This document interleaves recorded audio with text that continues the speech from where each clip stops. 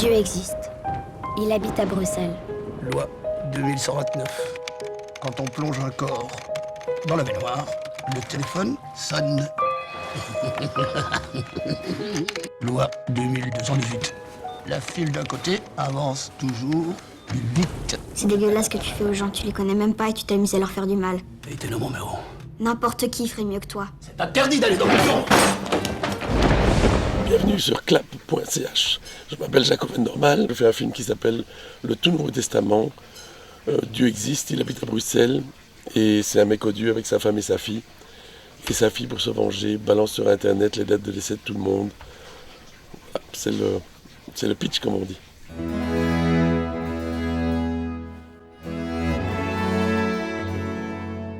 Oui, ça fait du bien. Ça fait du bien. On ne sait jamais pourquoi. Pour certains films, on a le vent contraire qu'il faut avancer à la rame. Et pour d'autres, on a le vent de dos. C'est un peu comme la météo. Mais quand le film est bien reçu, je suis toujours très, très, très content. Et en plus, pour une comédie, il y a quelque chose de tangible, c'est qu'on entend les rires. Quand c'est un film émouvant, on n'est pas toujours sûr. Et les gens qui viennent me voir après sont ceux qui aimaient bien, ceux qui n'aimaient pas, j'en sais rien. Tandis que quand il y a une salle entière qui rit, c'est rassurant.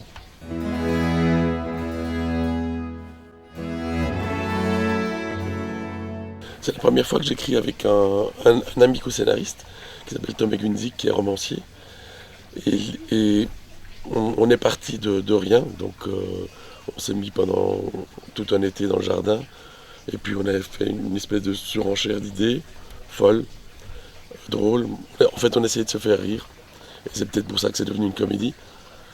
La première idée, c'était « Dieu existe, il habite à Bruxelles ». Ça résonnait un peu avec une phrase de Woody Allen qui disait si Dieu existe, il a intérêt à avoir de bonnes excuses ». Donc on imaginait un Dieu qui a créé Bruxelles, vide, qui a mis des girafes, des tigres, ça n'a pas marché, puis qui a mis Adam et Ève qui se sont multipliés, et puis ça donne Bruxelles maintenant, les embouteillages, les travaux, etc. Mais lui habite toujours Bruxelles, et pour s'occuper, il invente les lois de l'emmerdement universel, juste pour emmerder un peu les gens.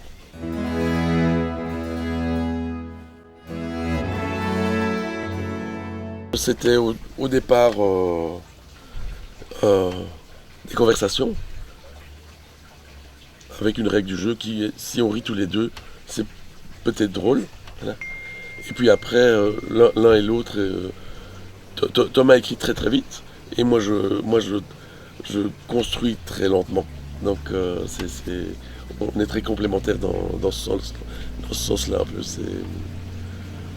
C'est un côté un peu Boulonna Sojac comme ça. Et c'est très agréable d'avoir trouvé quelqu'un avec qui écrire et avec qui passer du bon temps aussi.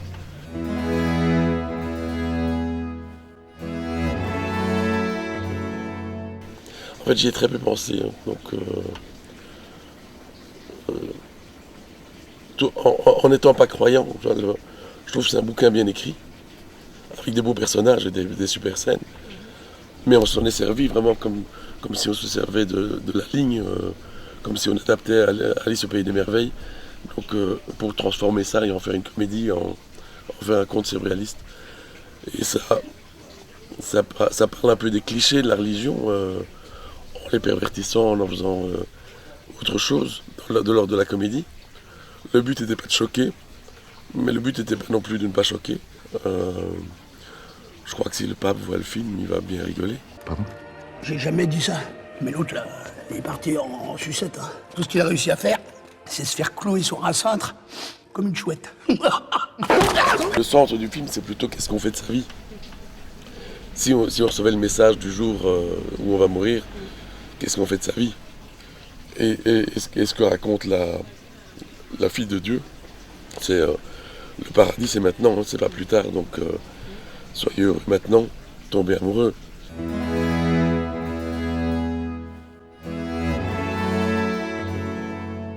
Il y a eu un rewriting, comme on dit, parce que l'Église n'était pas seulement, ne concernait pas seulement la foi, mais c'était aussi un pouvoir politique. Il fallait unifier l'Europe.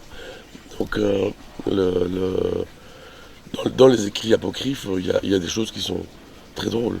Il y a des dragons, il y a des miracles hallucinant. Et il y a des femmes. Et il y a des femmes apôtres aussi. Il dit qu'il vous aime bien. C'est la première fois qu'il m'arrive quelque chose d'aussi beau. C'est pour ça que je me suis dit, ici, il y a 6 nouveaux apôtres. JC, le frère de la fille de Dieu, propose à la fille de Dieu de trouver 6 nouveaux apôtres pour faire 18, comme au baseball, alors que 12 c'est comme au hockey. Mais comme leur maman préfère le baseball, elle dit essayons 18, ça va peut-être mieux marcher. Et donc c'est autant de femmes que d'hommes, mais des grands brûlés de la vie, des 6 perdants magnifiques, 6 personnes qui pensent que pour le bonheur c'est pas pour eux, la vie est derrière eux, l'amour n'arrivera jamais. Et la fille de Dieu fait un tout petit miracle pour amener des histoires d'amour improbables.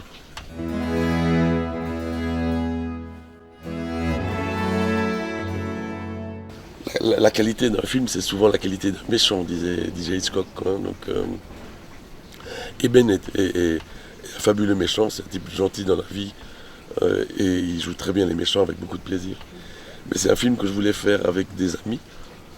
Donc, Benoît, je le connais depuis 20 ans, on n'avait jamais travaillé ensemble. Yolande, je la connais depuis qu'on a tous les deux 20 ans, on n'avait jamais travaillé ensemble. Didier Dunec, mon partenaire clown, c'est celui qui suit les oiseaux. Donc c'est tous des gens que je connais, des excellents acteurs, connus ou pas connus, du cinéma ou du théâtre, et que j'avais envie d'assembler pour faire un film d'amis. Et il n'y avait que Catherine que je ne connaissais pas, et qui a dit tout de suite oui, et qui est une personne formidable avec un humour décapant.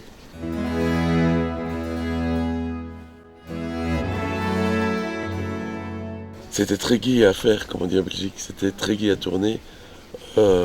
Aussi parce que c'est une équipe que je connais bien. Christophe Bocane, je le connais depuis aussi qu'il a 20 ans. Sylvie Olivier, j'ai beaucoup travaillé avec lui, Dominique Warnier. C'est une équipe d'amis, où quand on est ensemble, on se disait, même si on n'était pas en train de faire un film, on s'amuserait bien. Et c'est encore mieux en faisant un film. Donc on se comprend sans beaucoup se parler, et puis il y a ce processus que tout ce qui est dans le film, c'est quelque chose que je ne saurais pas faire tout seul, ni eux non plus. Donc c'est vraiment quelque chose qui est entre nous.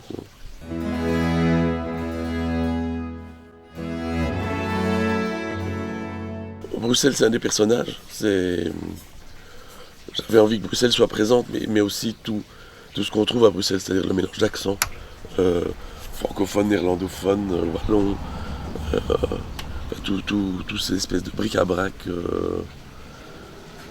qui est Bruxelles, et ce style qui se définit par le fait que ce n'est pas un style, c'est un mélange de styles. C'est quelque chose que j'aime bien. Bruxelles, c'est une ville qui est tellement moche que quand on la regarde longtemps, elle devient belle.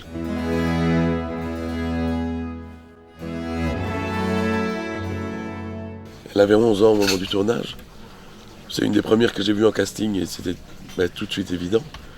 Je l'avais rencontrée quand elle avait 7 ans chez des amis. Elle jouait du piano, elle n'avait pas froid aux yeux, tout le monde la regardait. Elle n'était pas intimidée. Et tout de suite dans les premiers essais, je lui disais tiens, quand tu rampes, essaye de regarder avec un peu plus de... Je ne trouvais pas les mots, elle me disait de détermination. Donc là je me suis dit, je crois qu'elle a compris. Et parfois les enfants ont l'intelligence des sentiments, ce qui est la seule intelligence qui est importante pour un acteur. C'est exactement à ce moment-là que je me suis décidée à faire quelque chose. Tu sais ce qu'elle a fait, ta fille? Elle a balancé les dates de décès! C'est une fille moderne qui est restée enfermée dans l'appartement de Dieu toute sa vie, qui a envie de sortir. Son frère avait réussi à s'échapper, mais ça a mal fini. Et elle veut s'échapper aussi. Et surtout, elle veut réparer les conneries de son père, parce que elle trouve qu'il est vraiment odieux, d'abord avec sa mère, avec elle aussi, et avec les gens en général.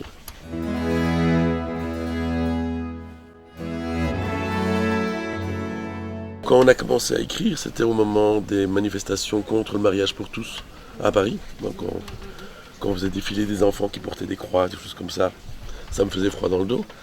Quand on a terminé le montage, c'était au moment de Charlie. Donc c'était pris entre ces deux événements-là.